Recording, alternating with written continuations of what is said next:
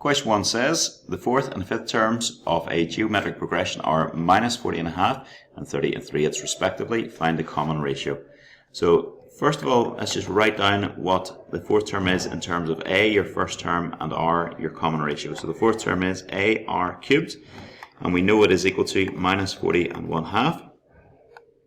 Likewise, your fifth term is equal to AR to the power of 4, and it is equal to 30 and 3/8. So if you put the AR to the 4 and you divide it by AR cubed, you're going to have minus 40.5 divided by 30 and 3/8. Use your mixed number button on your calculator.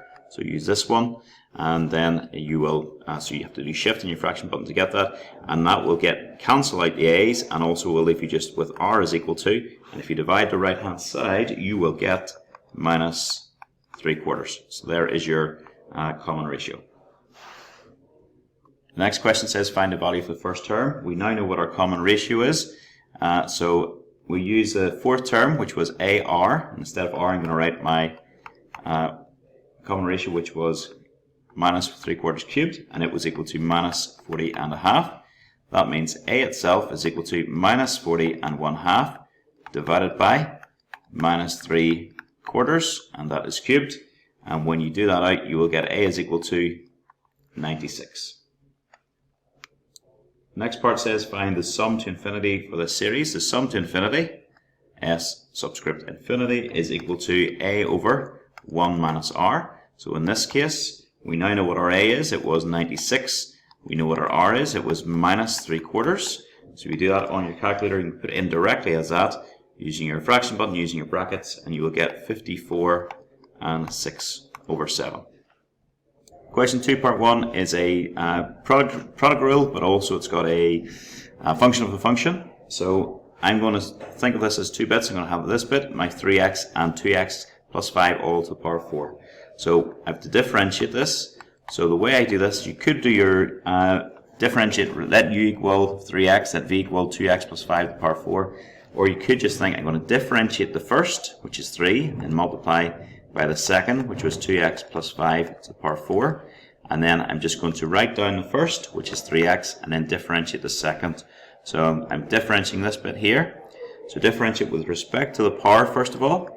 You'll have your 4 times 2x plus 5, and reduce your power by 1, so it goes down to 3. And then differentiate inside the bracket. So differentiate inside this bracket. 2x plus 5 differentiated gives you 2. Okay, that's a bit of a mess. Tidy it up before we do anything else. That's going to be 3 times 4 is 12 plus 2 times 2 is 24x times 2x plus 5 cubed. Now what you could do, and what I think they want you to do for the full marks, is to factorize out, and you could pull a 3. Both these things multiply by or divisible by 3, and also you could pull out 2x plus 5 to the power of 3. So if you multiply, what do you need to multiply 3 times 2x plus 5 to the power of 3 by to give you 3 times 2x plus 5 to the power of 4? And the answer is 2x plus 5. And then what do you need to multiply 3 times 2x plus 5 cubed to give you 24x upon 2x plus 5 cubed? And the answer is 8x. Now this square bracket can be tidied up, and it would tally up to be 10x plus 5, and then just check and see if there's anything else you can do, and there is in this case, as in this bracket you could pull out a 5, so 5 comes out, and then that's 5 times 3, that's now 15 times 2x plus 5 cubed, and that's 2x plus 1. Part 2 is a quotient rule question. I would let my y equal u over v. I know for the product rule I didn't do it this way. But for quotient rule, a wee bit trickier, I think. So we'll do that. And if y is equal to u over v, then dy by dx is equal to v du by dx minus u dv by dx all over v squared. So our u in this case is x minus 7, which means du by dx, if we differentiate your u with respect to x, you get 1. Our v is equal to 5x squared plus 4. Your dv by dx is equal to 10x. And then it really is just an exercise in substitution from now on in. So your dy by dx is equal to my v, put it in brackets, 5x squared plus 4 times my du, which is just 1, minus my u, which is x minus 7, times my dv, which is 10x, all divided by v squared. So my v was 5x squared plus 4, and it gets squared, and that's what we have. Okay, this is just tidy up time then from here on in. So you've got, still have your 5x squared plus 4, 5x squared plus 4 squared on the bottom line. On top line, you've got 5x squared plus 4, and then minus, you'll have x times 10x is 10x squared, so minus 10x squared. And then minus 7 times 10x is minus 70x, but it's minus 70x, so plus 70x. And then tidy that up if you can, and you're going to have minus 5x squared plus 70x plus 4. And it's all divided by 5x squared. 5x squared plus 4 squared. And there's nothing else we can do there that doesn't factorize. Okay, this is a function of a function one here. Differentiate. So differentiate with respect to the bracket, you're going to have 5 times 1 plus ln of 3x. And that's the part 4. Differentiate inside the bracket. Differentiate 1, you get 0. Differentiate ln of 3x. Remember, if y is equal to ln of f of x, then your dy by dx, dy by dx is equal to f dash of x over f of x. So my f of x in this case is 3x. Differentiate 3x, you get 3. And then all of that can be tidied up. 3 over 3x, just cancel out to be 1 over x. So you're going to have 5 over x times 1 plus ln of 3x, and that is to the power of 4.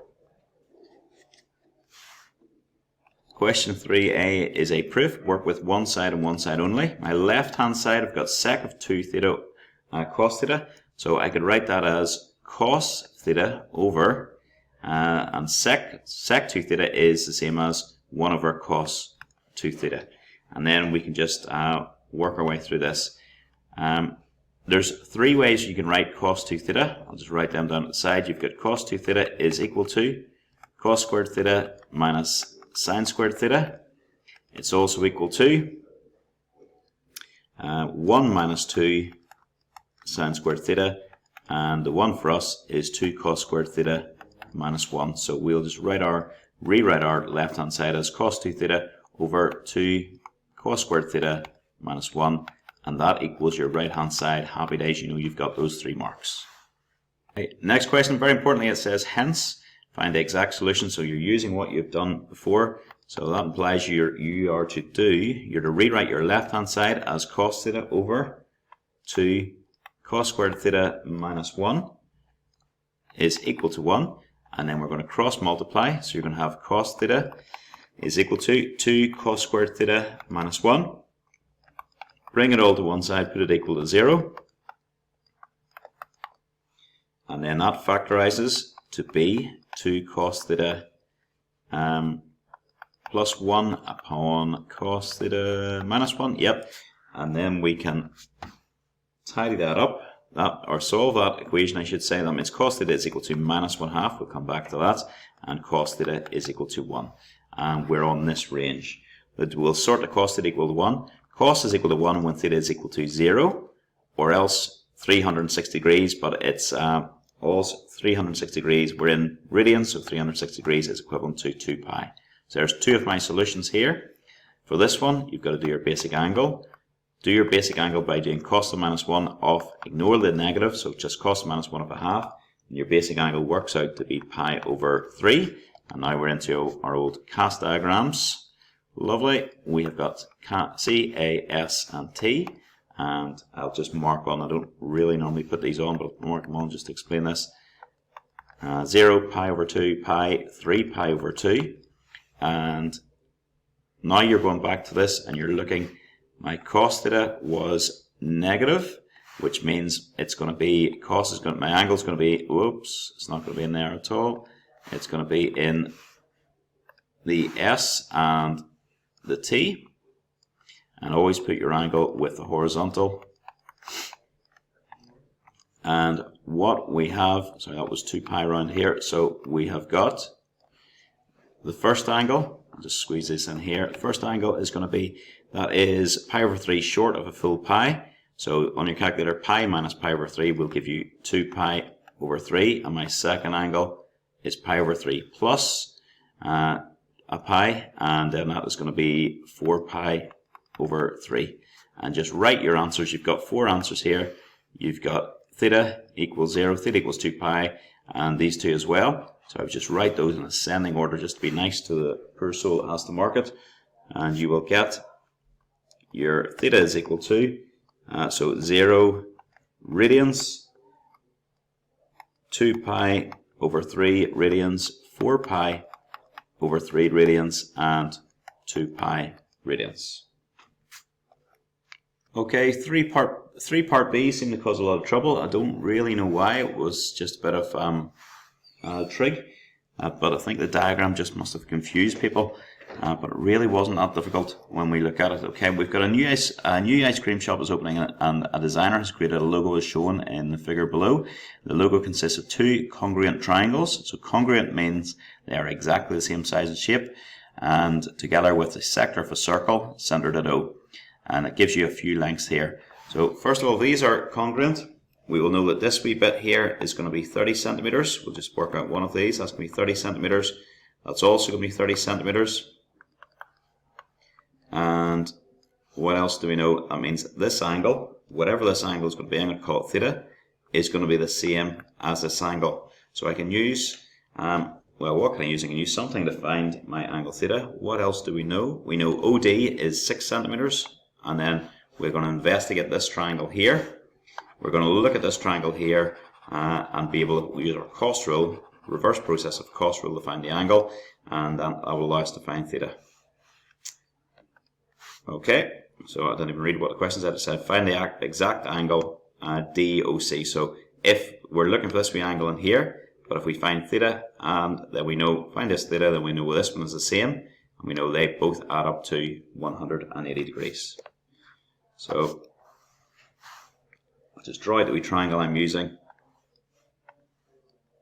There was theta, that was 6, that was my O, my D, and my A. That was 6 root 21 from earlier on, that was 30. So I'm saying that cos of theta is equal to, and it is going to be equal to 6 squared plus 30 squared minus 6 root 21 squared, all divided by 2 times 6 times 30. Wee bit of working out. That gives me cos is equal to a half. If I got cos equals a half in an exam, I would be pretty sure I've got this right. That means theta is equal to cos minus 1/2, which is pi over 3. So my angle that I was looking for, DOC, so this angle in here is just going to be equal to, so DOC is going to be equal to, oh sorry, the question said do this in radians, by the way, that's why I'm using radians. DOC is equal to pi minus pi over 3, my theta, and I had 2 of those, so that's what we have. So your DOC is equal to 3.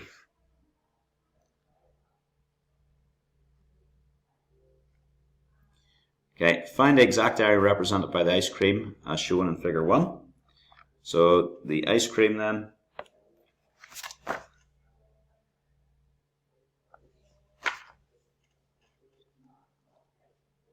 okay, so we've got a congruent, so the ice cream, we're guessing they're meaning this bit here for the ice cream. This is a cone, and then this is the, oh yeah, it tells you in the key there, there you are. You've got ice cream is definitely just the top bit, so it's a segment really you're looking for here. So we know our radius is 6, we'll write this down in a second, and we know our theta is, what was it? It was pi over 3. I'll do a wee diagram here, I think, just so we can see that. So we had 6 centimeters, we had pi over 3, and that was what we're looking for. So we're looking for the segment, so that's the area of the segment, and what that is, it is the area of the sector, and I call the sector the whole pizza slice, minus the area of the triangle, excuse my handwriting. The area of the sector is very easy because we're in radians. it's a half r squared theta, the area of the triangle. Also easy, it's a half r squared sine theta. And then you can file that in. That's a half times 6 squared times pi over 3 minus a half times 6 squared times sine of pi over 3. It says exact area. So when you do that out, you're going to get 6 pi, and then for the first one, and then minus 9 root 3. And that is the exact area. That's what you're looking for. Question 4 says the graph of the function y is equal to f of x is sketched in figure 2 below. So key points, you've got it crosses the y-axis at 3, you've got a point here which is A3, and you've got an asymptote at 5. It says on the axis below, sketch a graph of this thing. So first of all, I would write down in words what this doing, or what this does. It moves it. The +1 is outside. How you remember all of these? If your number is outside the bracket, if you imagine, it moves it vertically, and it does what you expect. If the number is inside the bracket, it moves it horizontally, and it's a bit of a pain, so it doesn't do what it does, the opposite of what you would expect it to do. So +1 outside a bracket vertically, and if I add 1 to something, I would think it would move it up, and true enough it does. So up 1 unit, and in here I've got my +2, but it's inside the bracket, so it moves it horizontally. +2, I would expect that moves it to the right, but it's inside, so it's awkward, so it moves it left 2 units. So we're taking this original graph and we're moving it up 1 unit and left 2 units. So this is going to go up 1 and left 2. So we'll sort our point A first of all. What was A first of all? It was 2, 3. So it's now going to become A is going to be here, and A is going to be the point which is 0, 4. Okay, and then A was where the curve started to sort of curl up, if you imagine. It goes like this, and we've moved it left by 2. So also our asymptote, which was at 5, is now going to be at 3, and I think that's all we need. That's all we need to show. Yep, that's us. Okay, on the axis below, sketch the graph of y is equal to 2 f of x plus 1. Okay, now order is important in this one. It's all outside a bracket, so the order works the same as you would expect it to do.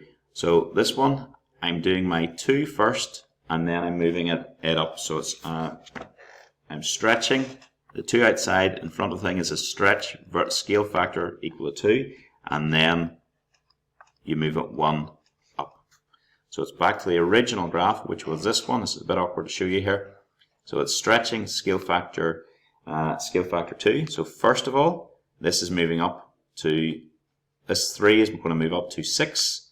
This point is going to go up to 2, 6. And the asymptote is going to stay the same, but then it's also going to move up another one again. So they're all going to, the A, for example, is going to move up to 2, 7. So it's now going, it'll be stretched to get up to 6, if you imagine. There was 6, but then it goes up again to 7. And let me get rid of that first one.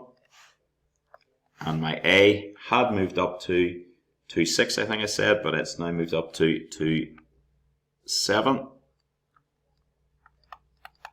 And then my asymptote, my vertical asymptote, stays exactly the same. Yep, nothing has happened yet. Okay, last one of these, I hope, is okay. So this one is a bit of a pain. It's inside the bracket, so it doesn't do it as you would expect. I would sort out the x divided by 2 first, and then I'd sort out the +1. But it's inside the bracket, so it does everything sort of reverse the order. It's just awkward. That's how you've got to think about it, just to keep it really simple for yourself. So I'm going to have to sort out the -1 first. So the -1 moves it right 1, and then this is a horizontal stretch, scale factor equal to 2. So the end result is going to be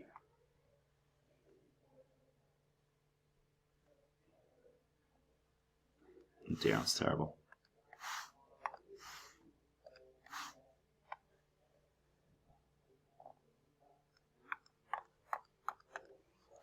Okay, it moves at right 1 first and then it stretched.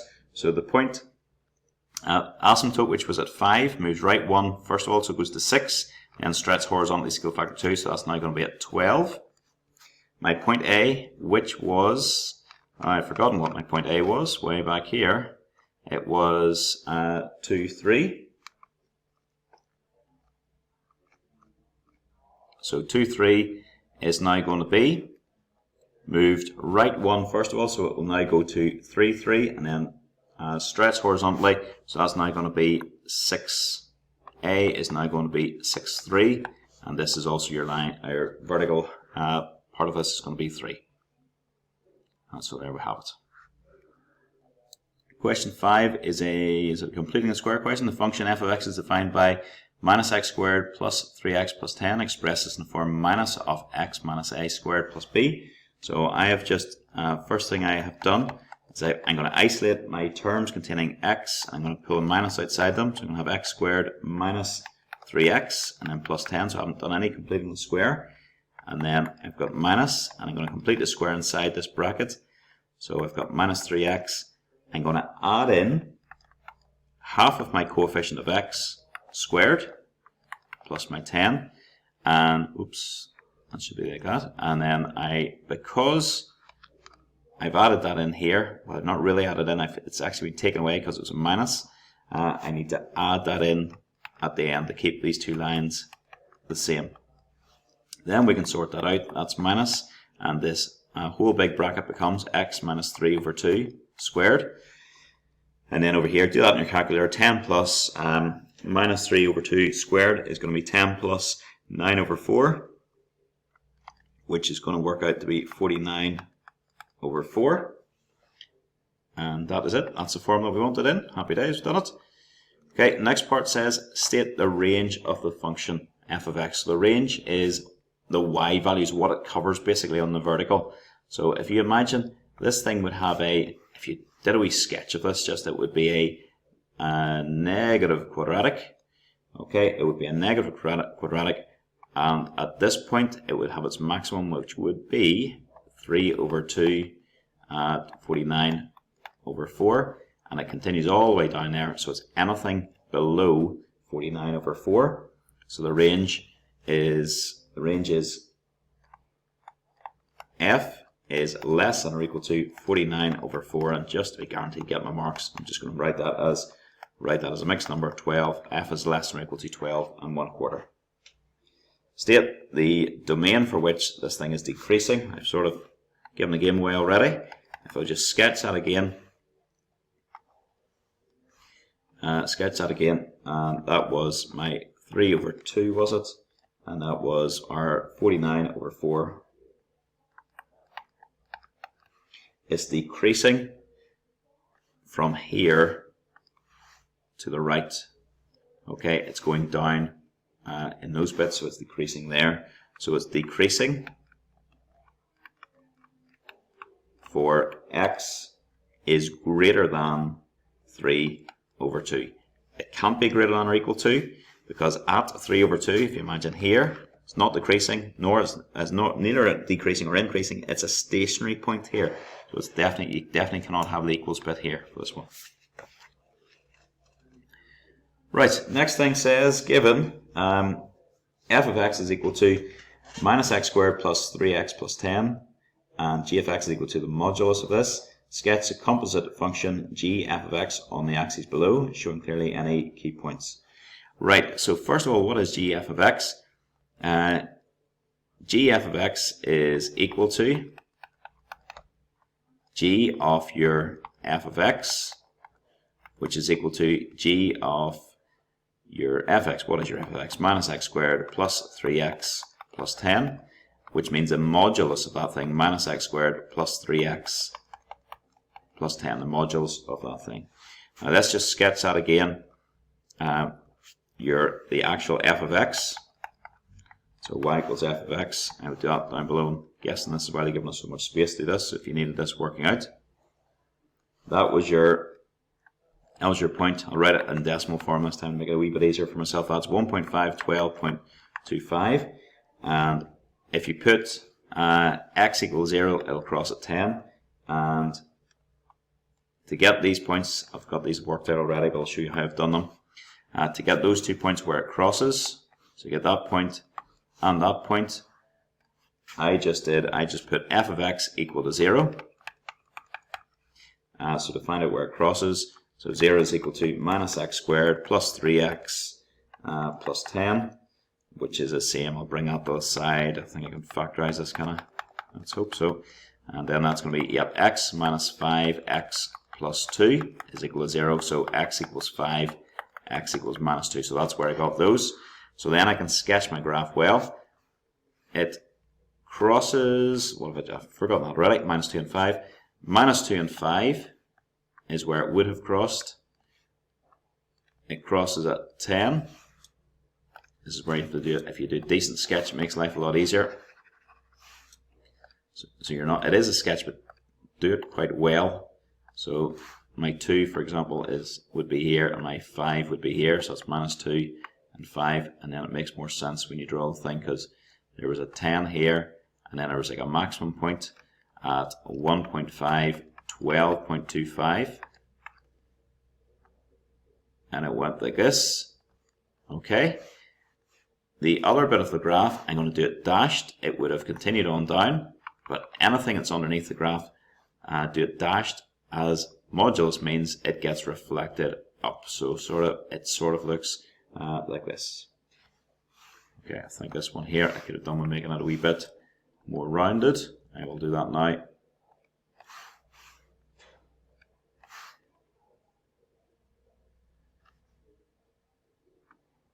And that one as well, that's not good.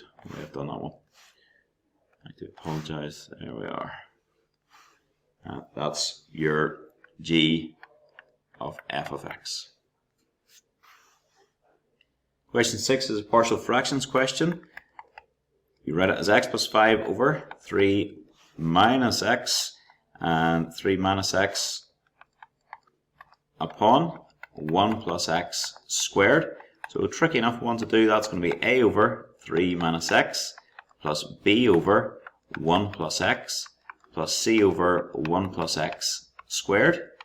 And then if you cross multiply, you're going to have x plus 5 is equal to, sorry, that should be identically equal to a upon 1 plus x squared plus b upon, and it'll be 3 minus x upon 1 plus x, and then plus c upon 3 minus x.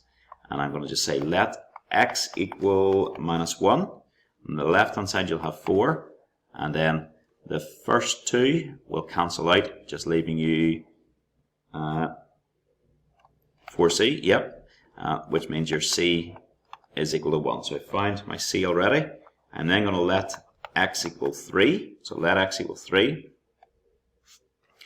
And you're going to have, let x equal 3, you're going to have 8 is equal to 1 plus 3 squared. 1 plus 3 is 4 squared. You're going to have 16a. And then the middle bracket, middle thing, the b's are going to disappear, the c's are going to disappear. So you're just going to have a wee bit of working out. A is equal to 1/2. And then I'm going to equate my coefficients of x squared. On the left hand side I have no x squared. On the right hand side I have a lots of x squared, and I have minus b lots of x squared, which means b is equal to a, and we know what a is. A is equal to 1/2, so b is also equal to 1/2. So your answer, x plus 5 all over whatever it was, 3 minus x upon 1 plus x squared, is equal to my a, which was 1/2. So you can write the 1 on the top line and then 2 in the bottom line, 3 minus x, plus my b, which is 1 over 2 times 1 plus x, plus my c, which was 1, and it was over 1 plus x, all squared. Okay, horrible question here. Not difficult, but just really, really easy to make a mistake in this one. So if I have done so, I apologize. It says, hence using the binomial theorem, expand this thing. So it says hence, that means you're using what you've done before. So we had expanded this thing, and we knew it was equal to 1 over 2 times 3 minus x, so minus 1, plus 1/2 times 1 plus x, so minus 1, and then plus 1 plus x to the minus 2. Now, this one and this one, we can do this straight off the bat. We could expand these using binomial. The first one's a wee bit trickier to do. So I always like to get the thing in the form 1 plus, and I always say 1 plus squiggle to the power of n, and then you can expand it. So you get it in that form, you're good to go. So we're almost there, but we just need to change the first term ever so slightly.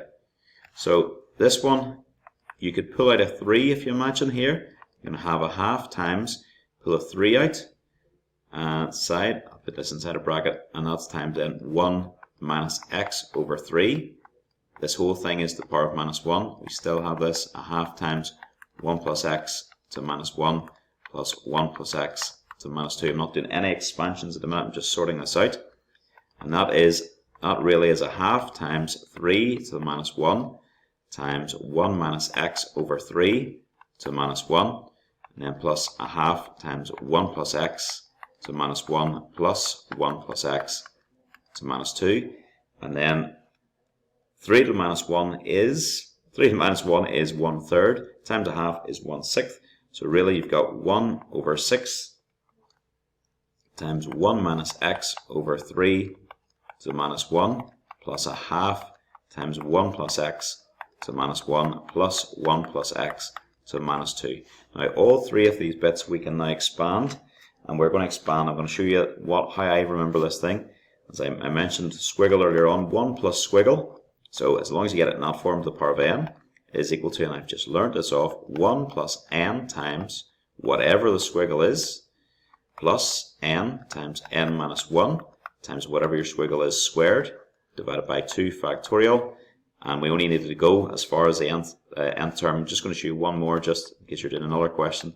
Minus 1 times n minus 2 times the squiggle cubed over 3 factorial. You might look at this and think this is very difficult. How on earth would you remember this? It's very, very easy actually to remember. Because here, the power of this squiggle, if you imagine, is 1. And it's being multiplied by one thing. And also it's divided by 1 factorial, which is 1, so that's why you don't have to put it in. The power of the squiggle is 2. It's being multiplied by 2 things, and it's being divided by 2 factorial. The power of the squiggle is 3. It's being multiplied by 1, 2, 3 things, and it's being divided by 3 factorial. So the next thing, squiggle to the power of 4, it's going to be multiplied by 1, 2, 3, 4 things, and it's going to be divided by 4 factorial. So it's a very easy formula to remember. I'm going to rub that out, and then I'm going to get started using this formula.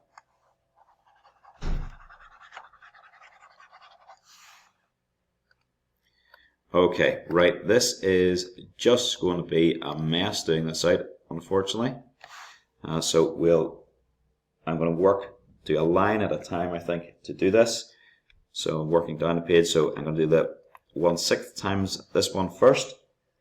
So it's going to be 1 plus my n, which is minus 1, times my squiggle, which is x over 3, plus my n, which is 1, n minus 1 then is n, which is minus 1, sorry, n minus 1 would be minus 2 then, times minus x over 3, and that's squared, and that's divided by 2 factorial, and 2 factorial is just 2.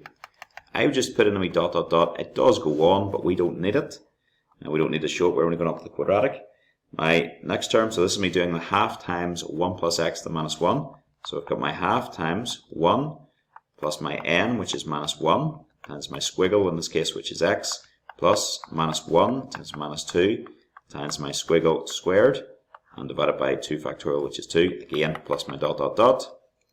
And my last one, this is me doing my 1 plus x to the power of minus 2, so it's just me 1 plus my n, which is minus 2, times my x, plus my n, times my n minus 1, which is minus 3, times my x squared, divided by 2 factorial, which is 2, again, plus, plus, plus. Okay, that is an absolute mess, so let's tidy it up. You had 1/6 times, and then if you tidy it up, you're going to have 1 plus x over 3. Your next one, and here, just be careful, you've minus times minus, which is plus, minus squared is plus, so it's going to be plus overall, and 1 times 2 is 2, divided by 2, they'll cancel. And when you're doing this, square 1/3 and see what you get. You'll get a 9th. So really what you have is plus x squared over 9. and then again, have I much space on this page? I will do this. So I will keep working down just to keep it clear. Tidying up my line, you can just see at the top of the page now. That's me 1 minus x. And then we have, where on earth am I here? Sorry, minus 1 times minus 1 is going to be 2. Divided by 2 is just 1. And then that tidies up. And then x squared is just x squared. So 1 minus x plus x squared. My last bit then I have to do, that should be 1 minus 2x. And then here, minus times minus is a plus. And the 2's cancel, just leaving you plus 3. So plus 3x squared. And then if we multiply those three lines out, you will get 1/6 plus x over 18 plus x squared over 54 plus a half minus x over 2 plus x squared over 2 plus 1 minus 2x plus 3x squared. And then if we tidy that up, so I'll do a plus dot dot dot. If we tidy that up, you will get, and hopefully I've done this right, 5 over 3 minus 22 over 9x plus 95x squared over 27 and plus dot dot dot, and that's it. Right, let's just check, does it mention range of validity or anything? It doesn't. Sending powers of x up, including x cubed, x squared term, we've done that. Question 7 says, integrate the following with respect to x. Okay, this is a standard integral you'll really need to learn, and it comes from your double angle formulas. I think I mentioned this earlier on the paper. You've got cos 2x, and you can write that as cos squared x minus sine squared x. That doesn't help us, but you can also write it as 1 minus 2 sine squared x. Now if we rearrange this, you would have 2 sine squared x is equal to 1 minus cos of 2x. So importantly, what we're looking for is sine squared x is equal to a half upon 1 minus cos of 2x. And that we can then integrate. So our integral, I'm just going to call it I, is equal to, I'm going to pull a half outside, a half times 1 minus cos of 2x. And if you leave our half then, if you integrate 1, just square bracket here, you're just going to get x. And then integrate cos 2x, you're going to get a half sine 2x, and then plus your constant integration c. I think I would just multiply out, and you'll have x over 2 minus 1/4 sine 2x, and then plus your c. Okay, this is a integration by parts question, and so we're going to have an integral of u dv by dx. dx is equal to uv minus the integral of v du by dx. So your startup with this is important. You're going to have to decide which of these two things, of x and of 3x, e to the 3x, which becomes my u. So typically, there's one exception which is to do with ln, but when you're integrating ln, but typically you let your u be equal to the thing such that your du by dx is a simpler function. So in this case, your u is equal to x, as du by dx is just equal to 1, and that means your dv by dx is equal to e to the 3x, which means v is equal to 1 over 3 e to the 3x, and then it's just subbing in. So my integral becomes, so I'm putting it into this and rewriting it in this form here. So my u, first of all, is x times my dv, which is, sorry, my v, which is 1/3 e to the 3x. So multiply those two things, I'll just have x over 3 times e to the 3x, then minus my integral of v du, which is just going to be 1/3 e to the 3x dx. Write that out again, that's x over 3 e to the 3x. Integrate e to the 3x, you'll get 1/3 e to the 3x, then multiply by 1/3, you'll get 1/9 e to the 3x, and plus my constant integration. Yep, that's what we're looking for. Okay, this is difficult, I think a pretty difficult integration by substitution, and I'm not really too sure how far they would want you to go in this, so I may be going beyond what is necessary, but well, if you understand it, will do you no harm anyway. We have to use a substitution. U squared is equal to x minus 2, and I'm going to differentiate. I'm going to differentiate that implicitly then. So I'm going to say differentiate the left hand side with respect to x. I'm going to have 2u du by dx is equal to just 1, which means 2u du is equal to dx. That's mathematical nonsense. Put an integration sign around those, and that's how you're going to change it. So your dx integral sign, and your dx changes to be your integral sign and 2u du. What else have we got? So we know how to change we've changed this bit and we've changed this bit. We need to rearrange and find what x squared is going to be equal to, and also what the square root of x minus 2 is. So let's write that down again. U squared equals x minus 2, which means, first of all, u is equal to just x minus square root of x minus 2. So that's our bottom line done. We've know how to write this bit. And then what have we got? We'll write that again. We've got u squared. Sorry, I'm not write it that way. It looks like I'm dividing something. My u squared was equal to x minus 2. That means u squared plus 2 is equal to x, which means x squared would be equal to u squared plus 2 all squared. I think it'll be best just to do that out. That's going to be u to the 4 plus 4u squared plus 4. And then we've got everything. So my integral becomes, my integral sign and my dx became 2u du. My x squared on the top line, it became u to the 4 plus 4u squared plus 4. And my bottom line, what on earth did my bottom line become? It was just u. Alright, so that's we've got. I'll put that in bracket, maybe make that a wee bit easier to see. So that's what you have. Tidy up before you do anything. So a nice easy thing can do, I'll do this in green so you can see it. This u cancels with this u, and then you're left with just the integral of 2 lots of u to the 4 plus 8u squared plus 8. Let me check if I got that right. That looks sensible, yep. And then we're just on to integration now. So integration, raise the power by 1, divide by the new power. That's going to be u to the power of 5, sorry, 2u to the power of 5 over 5 plus 8u cubed over 3 plus 8u plus your constant of integration. Right, I do not know, would they be okay for you to just put it back in terms of x? I'm not too sure, to be honest, so I'm going to change this and I'm going to keep going, and I like to work in terms of u, factorize it all in terms of u, and then put your x in at the end. I think it makes it a wee bit easier.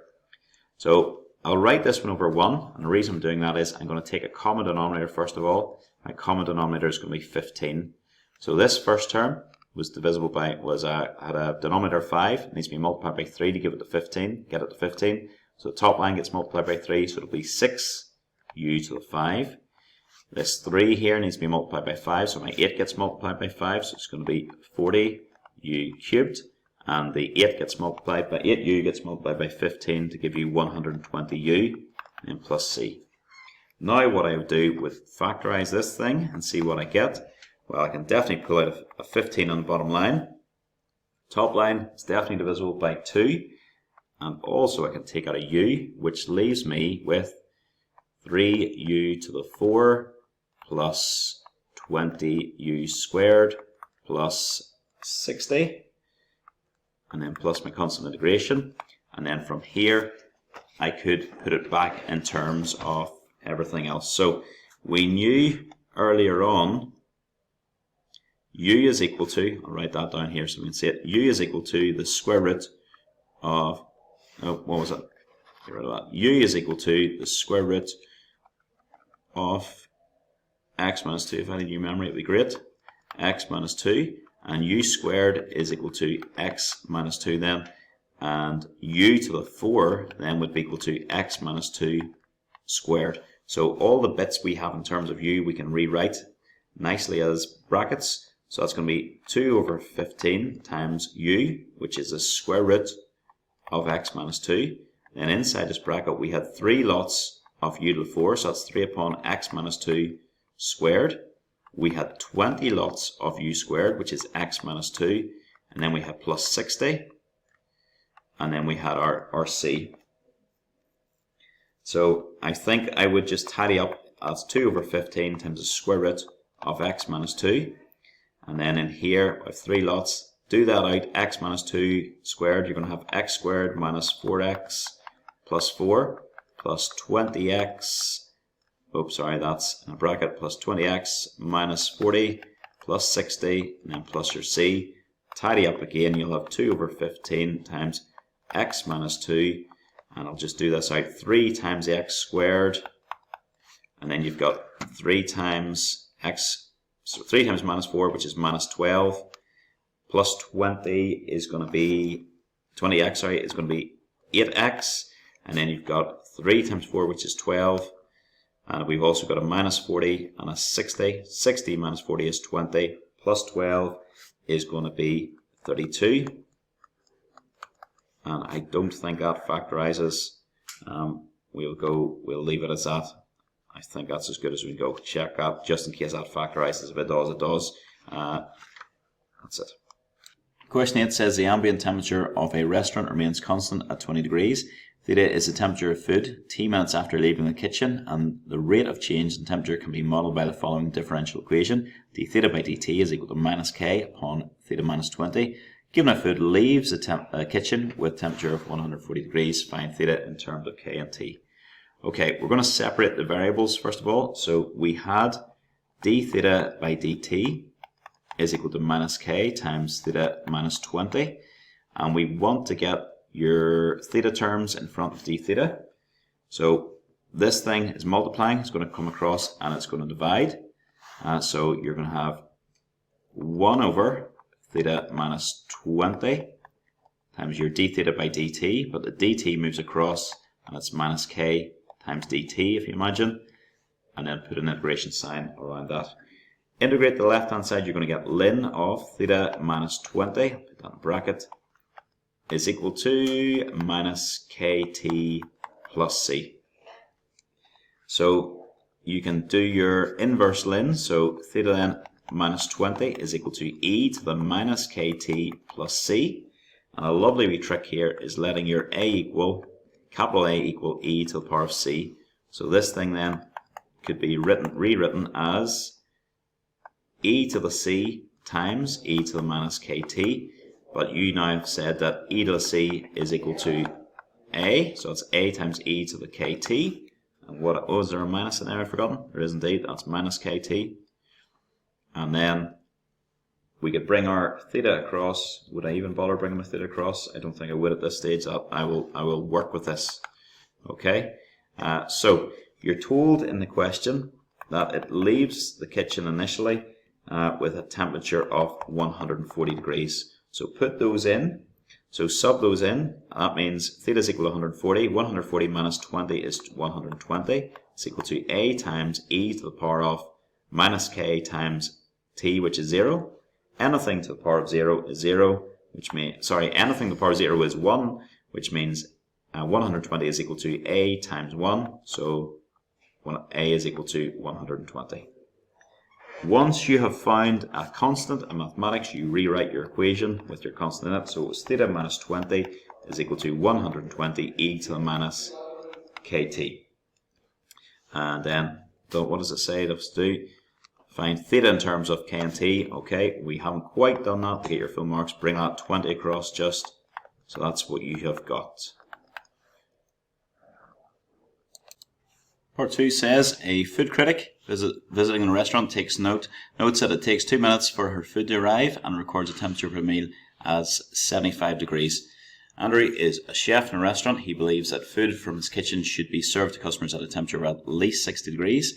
Find the time in which the waiter must have delivered the food in order to meet the chef's requirements. So, first of all, 2 minutes. So when t is equal to 2, theta is equal to 75.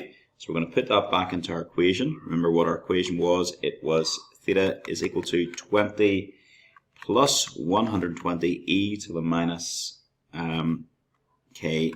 So we're going to put those back in. So that's going to give you 75 is equal to 20 plus 120 e to the minus 2k. So that means 55 is equal to 120 e to the minus 2k. And then do your 55 divided by 120. That will cancel down to 11 over 24 is equal to e to the minus 2k. Which means then your k is equal, take natural logs of both sides. Ln of 11 over 24 is equal to minus 2k, which means k itself is equal to minus a half ln of 11 over 24. And we'll put that back into our equation. So theta then is equal to 20 plus 120 e to the, it was minus k times t, so that's minus times the minus a half ln of 11 over 24 times t, so that's going to be t over 2 times ln of 11 over 24. Okay, don't worry, we can tidy this up, it's a bit of a mess, but it can be tidied up. So that's 20 plus 120, and then that can become e to make it all in terms of ln, so ln of 11 over 24, and that 11 over 24 is the power of t over 2. And then e and ln, so here this e and this ln will cancel each other out. So that will just become theta is equal to 20 plus 120 times 11 over 24 to the power of t over 2. Okay, the chef had mentioned 60 degrees. We're just going to put theta equal to 60 degrees, which means 60 is equal to 20 plus 120 times 11 over 24 times t over 2, which is just going to be 40 is equal to 120 times 11 over 24 times t over 2. And then divide across by the 120. 40 divided by 120 is 1/3. It's equal to 11 over 24 times t over 2. And then whatever way you want to solve that, to be honest, I just take lns of both sides here for these ones. So I'm going to have ln of 1/3 is equal to, it'll be t over 2 times ln of 11 over 24. And then, we would divide across. You'd have your ln of 1/3 divided by ln of 11 over 24 is equal to t over 2. And then your t is going to be equal to 2 times that thing, whatever it was, ln of 1/3 divided by ln of 11 over 24, which means t works out to be 2.8164. And let's have a look and see, what does it say? Give your answer in minutes and seconds to the nearest second. So that's going to be,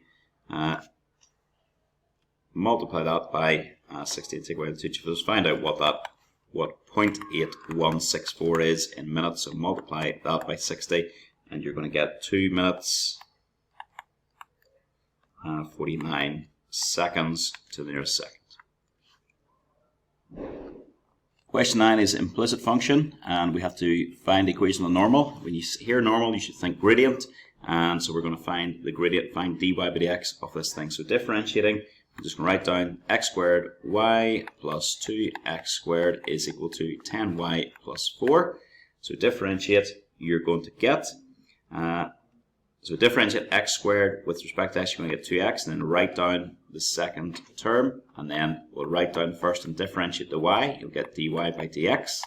So that first bracket was what I got when I differentiated this, and then I'm differentiating the 2x squared is just going to be 4x, and then differentiate 10y, that's going to be 10 dy by dx, differentiate the 4, you'll get 0, so that's what we get. Bring all of your dy by dx's to one side, so I'll have x squared minus 10 times my dy by dx. Fire everything else to the other side, I'll have minus 4x minus 2xy. And then your dy by dx, make it the subject. Dy by dx is equal to minus 4x minus 2xy all over x squared minus 10. We can make life a little bit easier for ourselves by multiplying through top and bottom by minus 1, so it's going to be 4x plus 2xy over 10 minus x squared.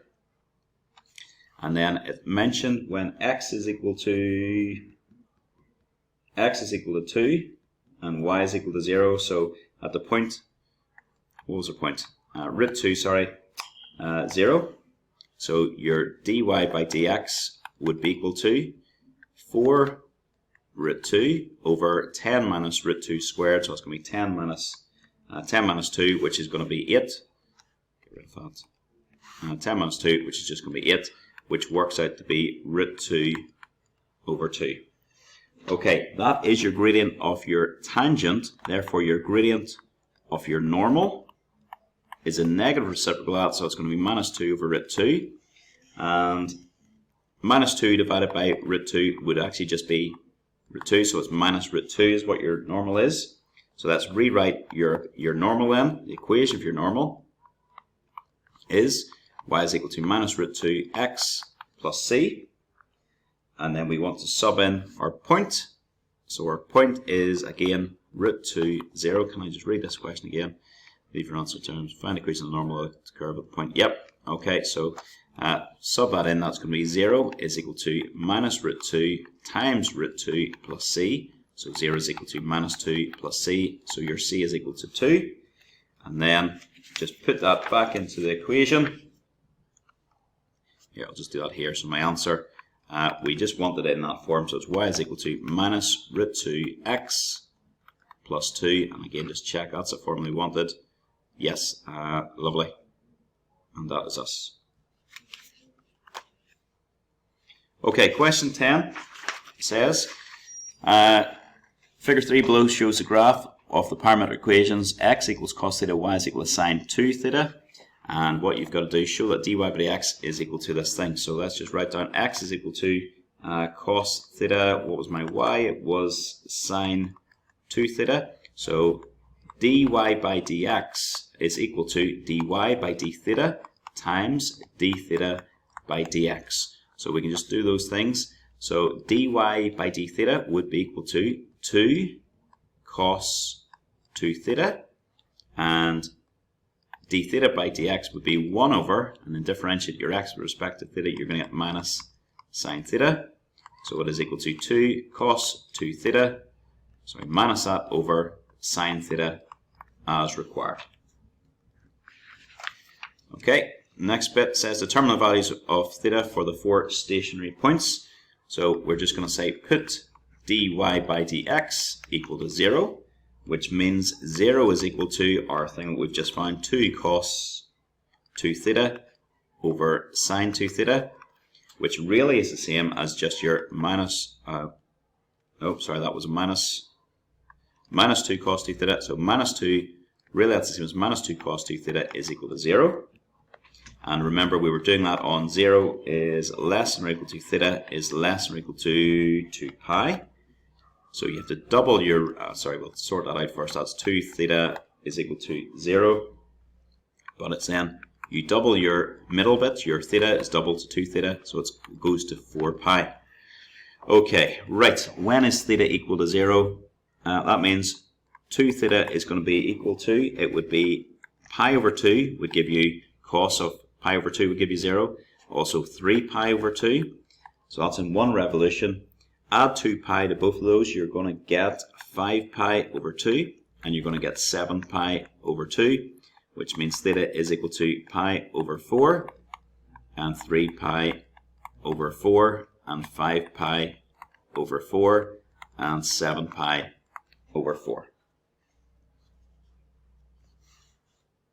Hence find the exact Cartesian coordinates for the 4 stationary points. So you've got your 4 values where theta is equal to, where theta is equal to pi over 4. You have theta is equal to 3 pi over 4. You have theta is equal to 5 pi over 4. And the last one was theta is equal to 7 pi over 4. And your x, remember x was equal to cos theta. So in this case that's cos of pi over 4, which is equal to root 2 over 2, and y was equal to sine of 2 theta. So in this case that's going to be sine of pi over 2, which works out to be 1. So your first coordinate is root 2 over 2, 1. Do the same for all of these, so you're just firing it in. This one's going to be cos, x is equal to cos of 3 pi over 4, so whatever that works out to be minus root 2 over 2, and y is going to be equal to sine, and it's going to be 3 pi over 2, which works out to be minus 1, so that gives you minus root 2 over 2 times minus 1, sorry, minus root 2 over 2 minus 1. Next one is going to be x is going to be equal to cos of 5 pi over 4, which works out to be minus root 2 over 2, and then my y value is sine of, and it's going to be 5 pi over 2, which is going to be equal to 1, so that gives you the coordinate minus root 2 over 2, 1, and this one, x is equal to cos of 7 pi over 4, which works out to be root 2 over 2, and y is equal to sine of 7 pi over 2, which means y is equal to minus 1, so this coordinate is root 2 over 2, was it minus 1? Yeah, minus 1, and that's it. And if you fire back to your example, you can see there's a bit of symmetry going on here, and you fire back to the question, you can see they are, there's going to be one here, one directly below it, one over here, same sort of distance across, and one here, so there's a bit of sort of symmetry to your answers, as there should be, and you can see the symmetry existing here as well. Okay, still going in this question, very long question. It says find a Cartesian equation of the curve. So remember, x is equal to cos theta, y is equal to sine 2 theta. So our y we could write as sine theta cos theta. And remember that sine squared theta is equal to 1 minus cos squared theta, which means sine theta is equal to 1 minus x squared. So we could square both sides to give you y squared is equal to 4 sine squared theta cos squared theta, which is going to give you, what have I just said my y is, sorry, so that means y squared is equal to 4 times sine squared. So that was sine squared equals 1 minus x squared, so it's going to be 1 minus x squared times cos squared, which is just going to be x squared. And I think that's as good as we can go. You could multiply that out, but I don't think there's any real need to do it. I think that would give you your marks. You multiply it out, good for you. The last bit of this question says, figure 4 below shows the area bounded by this curve, the x-axis, and the line x equals 2. And so it's shaded. You've got to find the area. This area is rotated through 2 pi radians from the x-axis to form a paperweight. Using your answer to part 4, find the volume of material needed to create the paperweight. So this thing is rotated. If you imagine we have rotated this thing, so it's become 3-dimensional. So it comes round and it'll form a sort of cone sort of shape, really. That's really what's going on. So your volume of revolutions, this is what we're doing here, is pi times your y squared integrated with respect to x between a and b. So in this case, it's pi times the integral from 0 to 0.5 of y squared. Y squared was 4 upon 1 minus x squared times x squared. We had that from the last question, which is then, I'll take with 4 outside, 4 pi times integral from 0 to 0.5 of, and that will be x squared minus x to the 4 dx. And then if you integrate that, sorry, I'll write that down again so we can see it. What if I just have my volume is equal to 4 pi, the integral from 0 to 0.5 of x squared minus x to the 4 dx. And if we integrate that, we're still going to have our 4 pi times our square bracket x cubed over 3 minus x to the 5 over 5, and that's between 0.0 and 0.5, I should say. So that's going to be 4 pi times, put 0.5 into that, 0.5 cubed, and then divided by 3 is going to come out as 1 over 24. 0.5 to the power 5, and then divided by 5 is going to be 1 over 160. And then put the 0 in, you're just going to have 0. So if you sort that out, you will get 17 pi over 120, and that's what we're looking for. Okay, question 11 says a curve of two functions are shown. You've got g and you've got h. So they've got your g and you've got your h here. And it says the graphs of the function intersect at points a and b. So a, you can see is 0, and a is the origin, yep. and B has an x ordinate close to 1, so it's somewhere near 1 here. But we're going to have to try and find that, I imagine, in the next part of the question. So as I use Newton-Raphson method once with x equals x0 equals 1 to find a better approximation for the coordinate of B. So you just have to use it once. So we'll just say at B, this point B, your g of x is equal to h of x. So we're just going to put those things equal. So g of x, the B, g of x equals h of x. And then we can bring them all to the one side. And you will have root of 3 x to the power of a half minus a half x squared minus x to the 5 is equal to 0.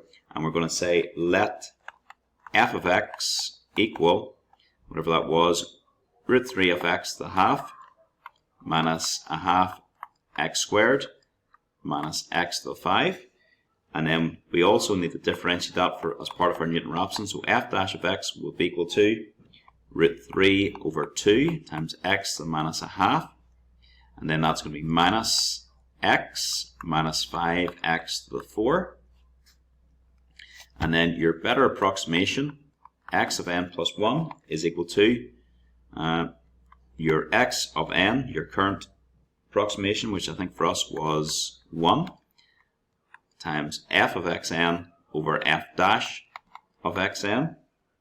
So if our x0 is equal to 1, then that means your x1, your better approximation, is 1 minus, and you're going to be putting in 1 into my f of x. Where is my f of x? Root 3 times 1 to the power of a half minus a half times 1 squared minus 1 to the power of 5 over, and then it's root 3 over 2 times 1 to the minus a half minus 1 minus 5 times 1 to the power of 4. And if we put that in, if I have done that correctly, you will get 1.045199. Okay, and we want to go to 3 decimal places, so 1.045 to 3 decimal places. And the next part says find the area enclosed between these two curves using the approximation you have found in part 1. So the area is just equal to the integral between their intersection points, which was 0 and 1.045, using the approximation we've just got in that last example, of root 3 times x to the half minus a half x squared minus x to the 5 dx. So integrate this thing, square brackets. So that's going to be, raise the power of this one by 1, it'll be 3 over 2. So dividing by 3 over 2 is the same as multiplying by 2/3. So it's going to be 2 root 3 over 3 times x to the 3 over 2. Then it's going to be minus x to the 3 over 6 minus x to the 6 over 6. And that's between 0 and 1.045. So it's just calculator exercise. Put that in to your thing, calculator, and you get 0.826 to 3 sig figs as I had wanted. Oh, this is the end of the question paper, so that is it all done. So that was our final question, all finished.